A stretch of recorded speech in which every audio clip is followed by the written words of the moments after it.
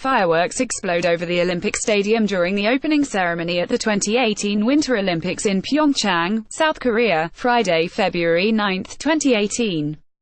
Dmitry Lovetsky, Associated Press, Pyeongchang, South Korea. In an extraordinary show of unexpected unity, North and South Korea sat side by side Friday night under exploding fireworks that represented peace, not destruction, as the 2018 Winter Olympics opened on a Korean peninsula riven by generations of anger, suspicion and bloodshed.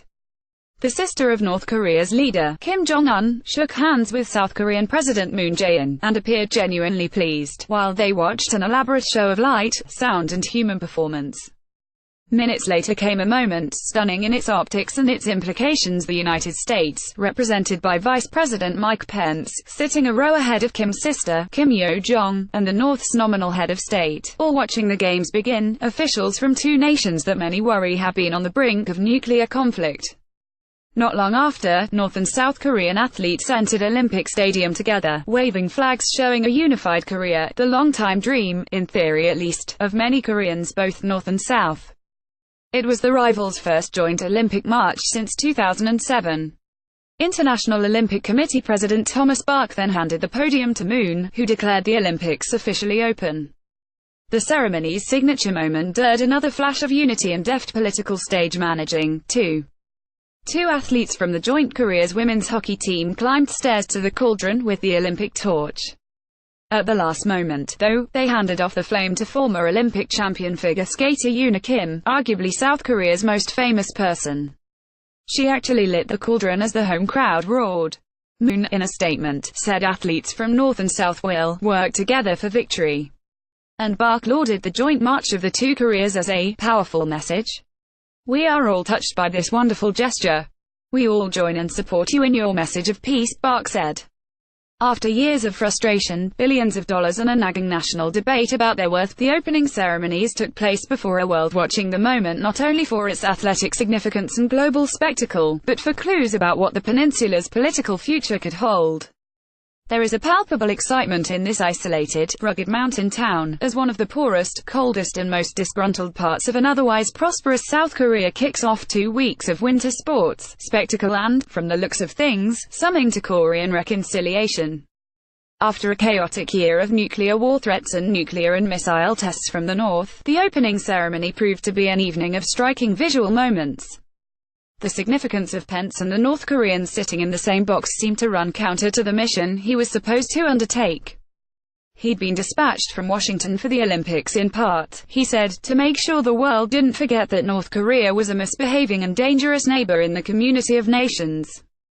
What did seem clear was that, deliberately or not, the North Korean government had managed to edge its way onto center stage during the South's biggest global moment in years. On Saturday morning, the North's official news agency, KCNA, issued a report about the Olympics opening that was notable in its lack of the loaded language it usually uses when writing about the South and the United States, which it characterizes as Seoul's overlord. The 23rd Winter Olympics opened in Pyeongchang of South Korea, KCNA wrote in English, using an alternate spelling for the Olympic city and, notably, the lowercase, South, a style it uses to show it does not endorse the names, South Korea, and North Korea. On Friday night, a huge crowd gathered in the freezing Olympic Stadium as performances displayed the sweep of Korean history and culture. The march of athletes from the world's many nations saw them girded against a frigid Korean night with temperatures that dipped below freezing and biting winds. One notable visual came with the appearance of the Russian delegation, which marched in unable to carry its flag because of doping-related sanctions by the International Olympic Committee.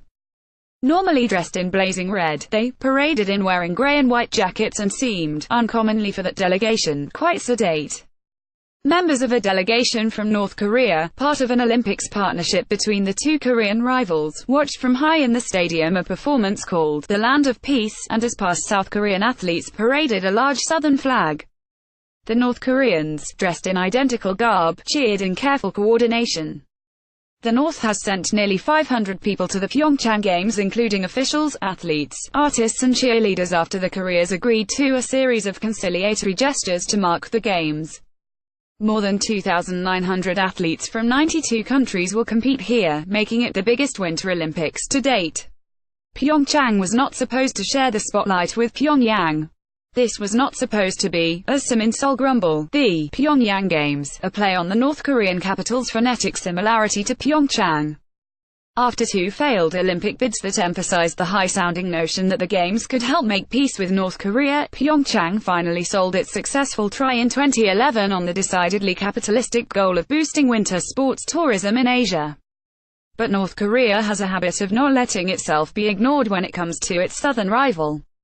Its agents blew up a South Korean airliner ahead of the 1988 Seoul Olympics in an attempt to dissuade visitors, then it boycotted its rival's Olympic debut on the world stage. A few years later, the discovery of the huge progress Pyongyang had been surreptitiously making on its nuclear programs plunged the Korean peninsula into crisis. It has only deepened over the years as the North closes in on the ability to field an arsenal of nukes that can hit U.S. cities. And so, with a little help from a liberal South Korean president eager to engage Pyongyang, the 2018 Pyeongchang Games open. They do so with as much focus on the North, which has zero real medal contenders, as the South, which in the 3 decades since its last Olympics has built a solid winter program as it went from economic backwater and military dictatorship to Asia's 4th biggest economy and a bulwark of liberal democracy. Could Pyeongchang's initial pitch, that it could contribute to peace on the Korean peninsula, actually become reality? The opening ceremony offered at least some hints about that, and maybe more. What's certain is that these games, more so than any in recent memory, are about far more than sports. Foster Cludge is AP's Seoul bureau chief and has covered the Koreas since 2005. Follow him on Twitter at @APplug. Copyright 2018 The Associated Press. All rights reserved. This material may not be published, broadcast, rewritten or redistributed.